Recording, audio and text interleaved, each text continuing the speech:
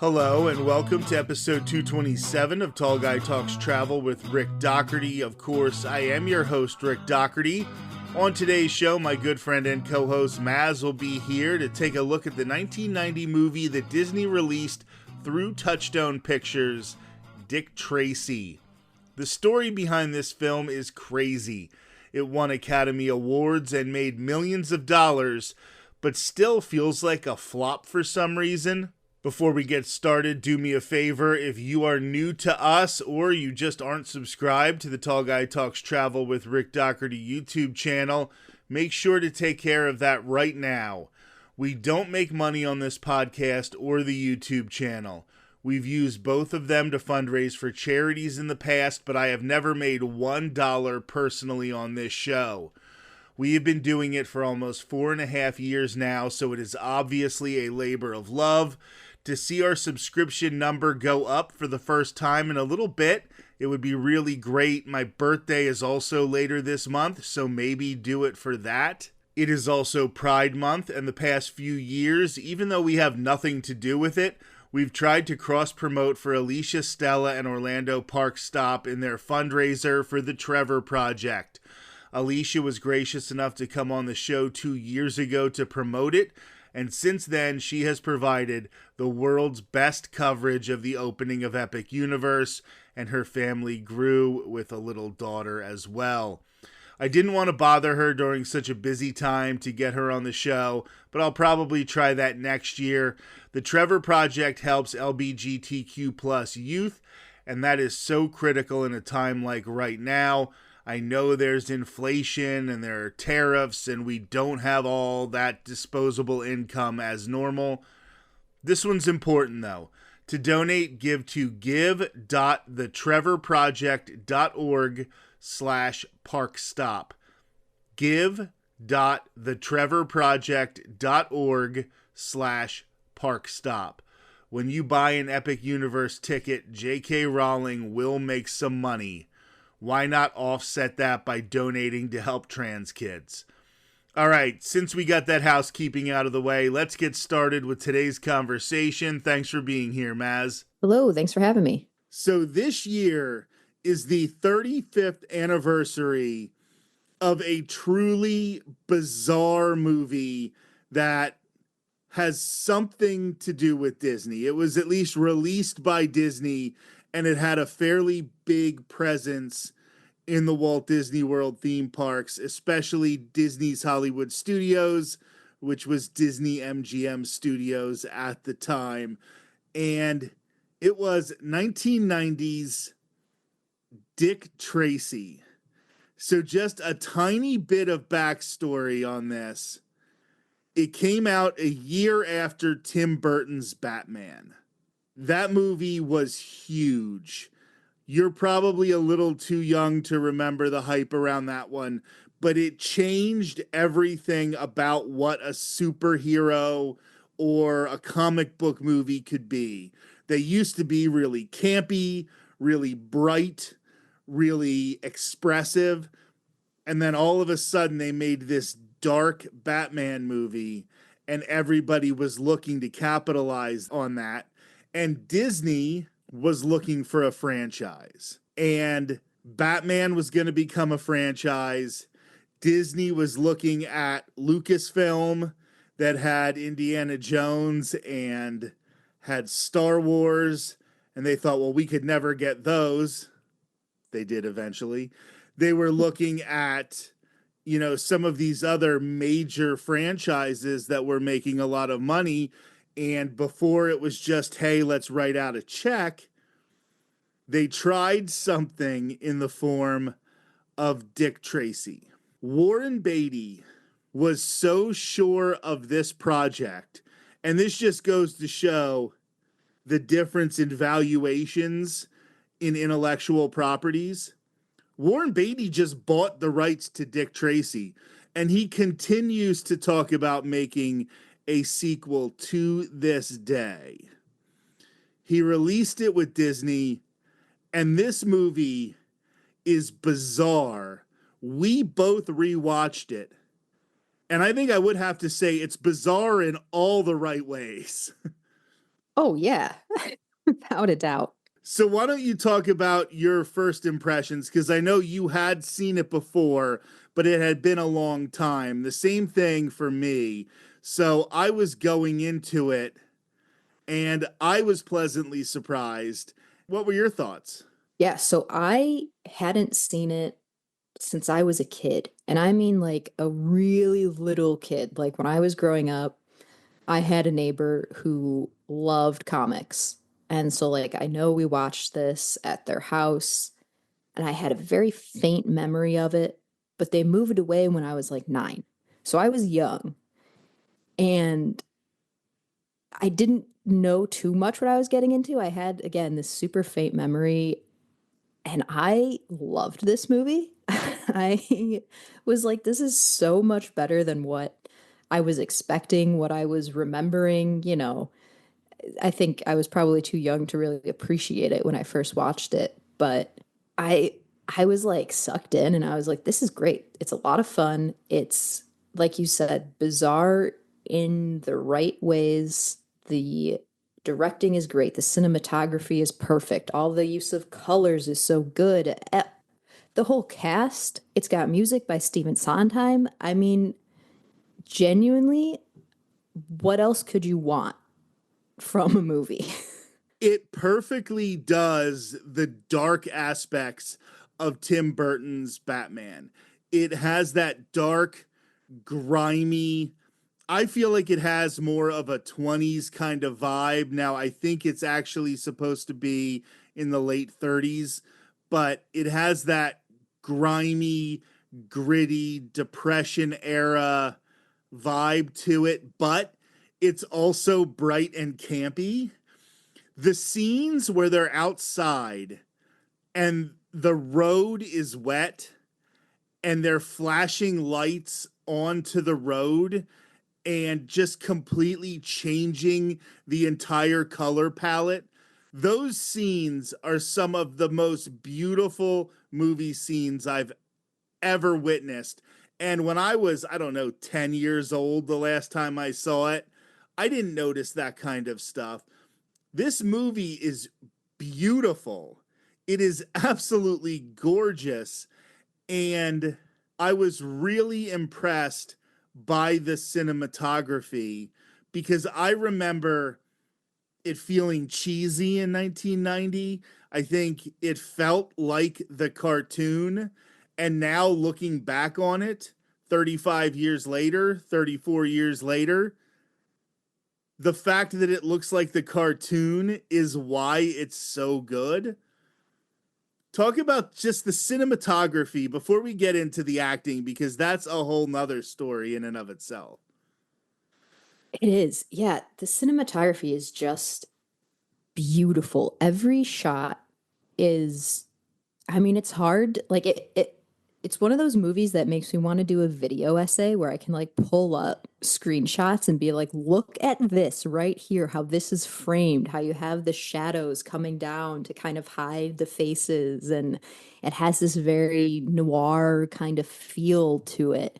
And then you get these super bright colors and this like these neon signs, and then you get these big city establishing shots that almost look like they're hand cartoon drawn, and they're just this incredible juxtaposition, and it's done so well. And it's honestly something that it couldn't be made today. It wouldn't be made today. And it has just such a good it's just art. Which sounds silly to say about a movie that's like this cult classic kind of campy movie that's kind of faded. It's not super talked about, I don't think, but it really is watching it. You really appreciate all the artistic choices that went behind every scene, from, the painting of the sets to the costumes to the lighting and again, the framing. It's really good. So, one of the YouTubers that I watch quite frequently, and I watched a video that he had about this movie. His name is Patrick Willems. I wanted to give him credit. But he actually compared the vibe of this Dick Tracy movie to the Sin City movie from, it was probably a couple decades ago now. I believe Bruce Willis was in it. And it seems so ridiculous because that was so much of a darker movie than this one. But it really makes sense when you're looking at it. And I just can't believe that Disney put out this movie Yeah. basically like at the height of the Renaissance. Honestly, the vibes 2 years after Who Framed Roger Rabbit, and you have this cartoon movie with some adult themes, followed 2 years later, and these two IP dominated Disney-MGM studios for the first couple years. And that really could have ended up being like the grittier Disney park with some of the adult humor in it, because those two movies really do have some very similar vibe aspects, but also they both went out of their way to do something in the area of cinematography that was just never done before. They're both so unique and so different from any other movies. What I do wonder, now I liked it. I loved this movie. But what I wondered is how Disney saw a huge market for this, because it does seem like it's an incredible niche because it's a kids movie. But let's just be like, it's much, much dirtier than Who Framed Roger Rabbit. Yeah. Like it's a kids movie, but it's not a kids movie, you know?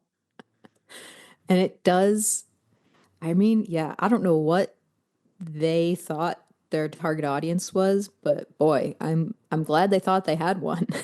Like, to say that Madonna plays this in the blue is an understatement. Like, she's not making double Yes. entendres, she's making single entendres. Like, it Mm-hmm. is PG-13 dialogue coming from Madonna. This is around the same time that she's doing Justify My Love. She's releasing the sex book, and she does this movie. If you're watching this movie with your kids and you see the scene where she is wearing a frilly, feathery outfit, you might want to have the kids look away. That's all I'm going to say about it.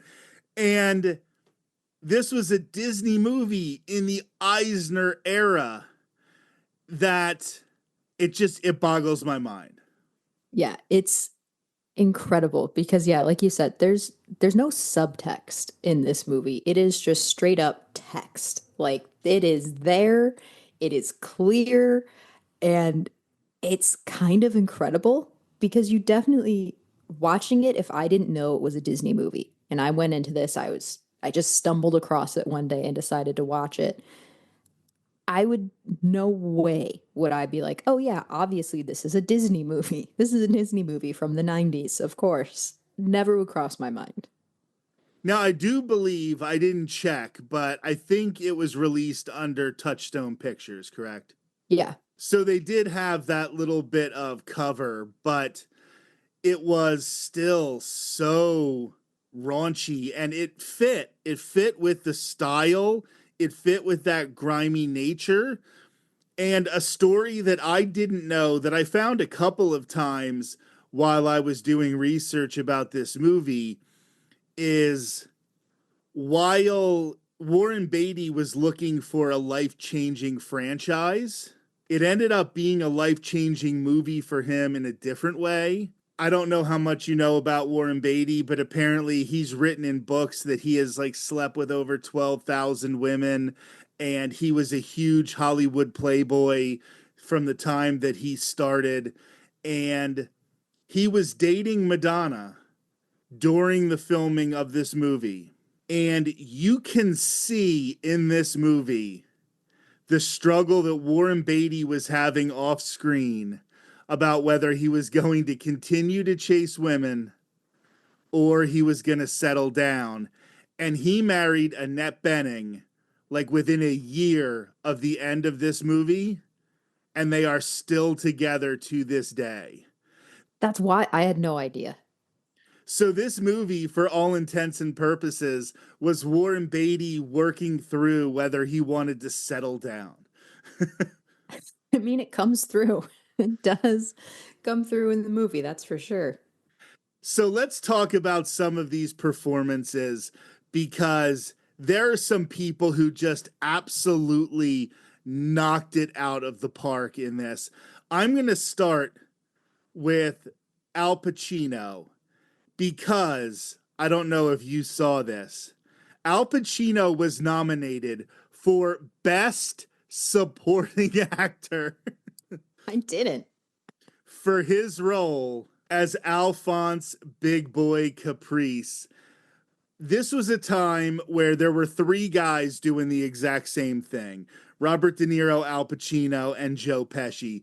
But it had to be one of those three guys playing this role. And Al Pacino, I think, was the swarmiest of the three. So I do think he really did do a good job here. Oh, he was fantastic. I mean, I laughed when he said that about him being nominated, but at the same time, like, I get it. He was great in the role and he brought the exact right kind of energy. Obviously the acting's great. I mean, come on. But I think it's a role that's easy to go too cartoonish. And it's obviously, cartoony and camp in a way, but he nailed that super fine line of, having that kind of villainous, slimy energy going in, but not going too far. And yeah, you love to watch him in it. I also thought that, I guess her name is Glenn Headley, the woman who played Tess Trueheart. I thought she was perfect in this role because she had to do a number of different things. She had to play that innocent girl next door, the woman with whom you'd want to settle down, but she also still had to be the sexy counterpart to Madonna. It had to be believable that he would pick her over Madonna. And she just nailed that performance. And like, you are literally rooting for him to end up with her at the end of this movie. And she does it with not a lot of, like, this isn't an Adrian in Rocky where she keeps nagging him the whole movie over and over and Right. over again. They just keep missing their signals, and they do it really, really well. And she delivers a really understated performance. And then when you want to go to overstated performances, Madonna as Breathless Mahoney is. We're going to do something at the end of this episode where we recast this movie. And I think this is the hardest one to recast, the hardest role to try to recast, because Madonna in 1990 feels like the only person. Madonna in 1986 couldn't play this role. Madonna in 1998 couldn't play this role. Madonna in 1990 was perfect for Breathless Mahoney. So, what did you think about those two performances, the ladies in Dick Tracy? Oh, they were so good. I mean, you really need to have strong performances to stand up to, the main characters in this movie. And they are main characters in their own right, but they need to have these really strong performances. They're really strong characters. And they did a great job of making them really believable, even though like Tess is a very believable, real person. Like you feel for her.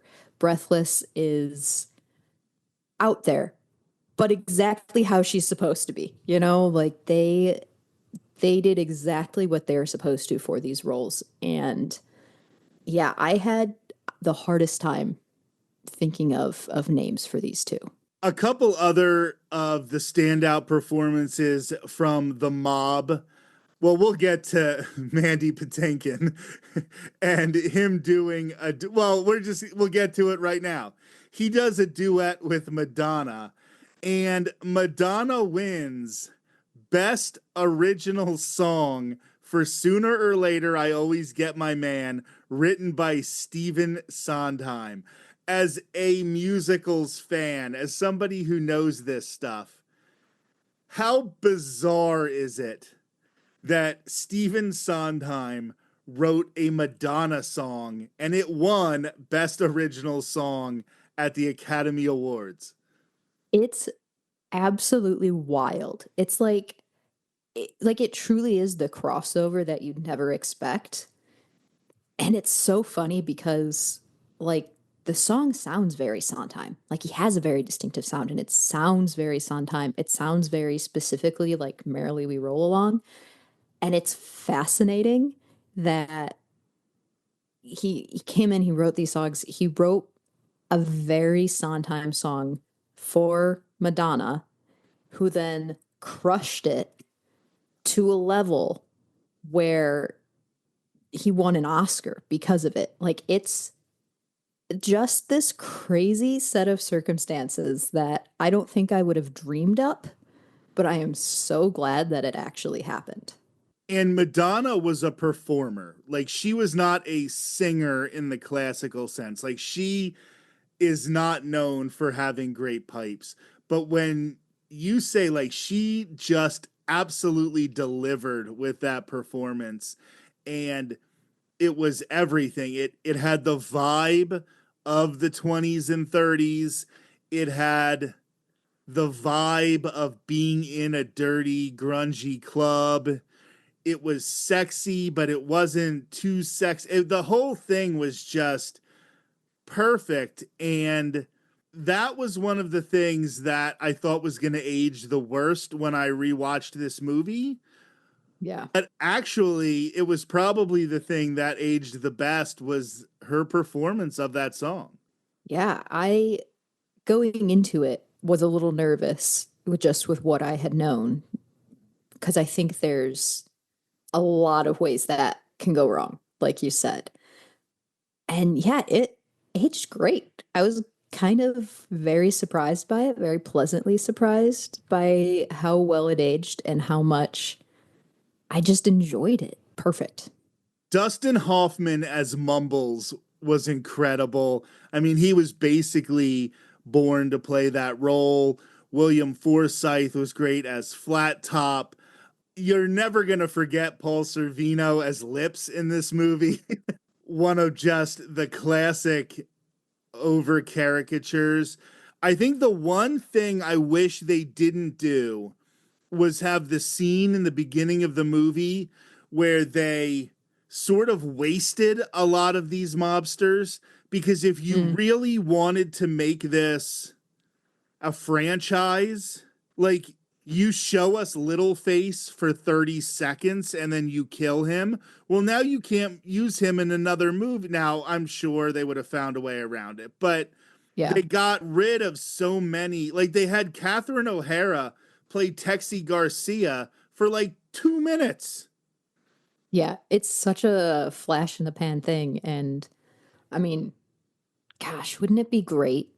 Wouldn't it be fantastic if you could get a sequel with like her as the main villain? That would be so much fun. Absolutely. Like she is so good and such a talent. And it feels like they had her here for just like a minute or two. And it doesn't make sense to me because they were really trying to make this a franchise. But maybe what Warren Beatty was thinking was, we're going to show them all to you. And then you're going to be like, well, what's the deal with that little face guy? And what's the deal with Stooge and Ribs? So maybe they were looking at doing this as a franchise where maybe the death of a character didn't make that big of a difference. I guess that's another thing I wanted to discuss about it too, is This is an extremely violent movie. Oh my gosh, yeah. Massively violent. Again, you don't expect that from something associated with Disney. The entire ending is just, I mean, we are talking like platoon level violence at the end of it. Now, it is cartoon violence or cartoonish violence, so you don't see blood and you don't see things like that, but just the guns in this could not have been made 5 years later, definitely not 10 years later. There's no way they would have gotten this made post Columbine. And that was like, I almost like had to take a step back for a second. Like, this is in a Disney movie. I know it's Touchstone, but wow. Still, I wanted to get to the 3 Academy Awards it won. We already talked about Best Original Song for Sooner or Later. It also won for Best Art Direction and Best Makeup. I think those were almost slam dunks. yeah, those so well deserved. All the makeup, I mean, we haven't really touched on that. The makeup in this movie is incredible. And the movie's worth watching, but like from an art perspective, it's worth watching to see how they achieve these effects with makeup. It's so cool to see these characters. They do this movie now, they remake it, it's all CGI. They don't do any of this makeup. And that is a shame because, with the exception of Littleface, they take these characters that were in the comic books, and some people had a knowledge of them, and they made them look like they looked in the comic books, but not so exaggerated that it didn't feel realistic. A couple other performances that we have to mention. Well, really, there's one main performance that I want to mention before we get to Warren Beatty as Dick Tracy, and that was the eminent, the great, the wonderful Dick Van Dyke playing the crooked DA, John Fletcher. This was the perfect character for him because you're just naturally inclined to think that Dick Van Dyke is going to be playing a good guy and he's framing himself as a good guy. So the twist that spoiler alert, that he is actually working with the mobsters is a really, really good twist. And he plays it perfectly. Yeah, absolutely no surprise that he plays it perfectly. But yeah, he's so likable. You want to like him. He plays the role so well. You have no reason to doubt him, and you're completely lulled into this false sense of security where you think he's this great guy, and then it's really fun when a twist happens that's a real twist. And you know, if you know the genre, you're not that it's not like outlandish for that to happen, but it's still fun to watch it and go, Dick Van Dyke? Really? Him? And it's just, he plays so well. And Warren Beatty had to play this stoic sort of, the events happened around him. And he is so good at that because he's just that classic Hollywood leading man. So while I don't think this movie was a stretch for him, he was perfectly cast as that role. Yeah, without a doubt, he owns the role. It is so perfect for him. And yeah, like you said, he does such a great job of, he's basically reacting to everything the whole movie. And he does such a great job of it. And his mannerisms and the way he walks and stands and his voice, and it all plays this, it all presents this perfect character. And yeah, he's perfect in the role. Once again, great casting. All right, and now we're going to get to my favorite part. I am so looking forward to this. And we are going to recast a 2025 remake of Dick Tracy. Now, what I did was I have 3 different sections. Okay. I have the main characters in cast. So the ones who are on the front of the poster, law enforcement, and the mob. I didn't pick everybody, partially because of what I said with the mob, that I wanted Hmm. to be able to make this a franchise. And I didn't want to, get rid of a character. So some of the ones that were killed early, I just didn't recast them. So what I'm going to do is I'm going to give you my mob casting, and then I'll get your mob casting, and then we'll go to law enforcement, and then we'll go to the main four characters: Dick Tracy, Big Boy Caprice, Breathless, and Tess. Okay. And I don't know 12-year-old actors, and I think if I did, that would be weird, so I just I had didn't do them. nothing. I had nothing. I spent so long trying to Google child actors in 2024, and I'm like, no, there's nothing. Courtney suggested maybe we do Baby Leia, but even she's too old now. That would be fun though. So in the mob, for Mumbles, I have two people listed, depending on what type of movie I want to make this. If I want to lean more into the comedy, it's going to be Adam Sandler. If I'm going to lead more into Oscar bait, it's going to be Gary Oldman. Then Oh.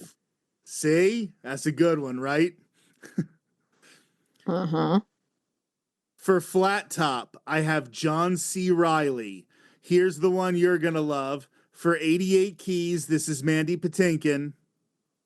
I'm going to have Jonathan Groff. For Lips, I have Steven Van Zandt. He was in The Sopranos and he's a member of Bruce Springsteen's E Street Band.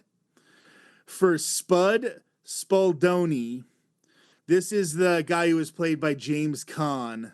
He wasn't in very long. I have Bill Burr, the comedian. Oh, yeah. For Prune Face, I have Craig T. Nelson, who was Coach on the show Coach. And for Itchy, I have Seth Rogen. Oh, he would be good.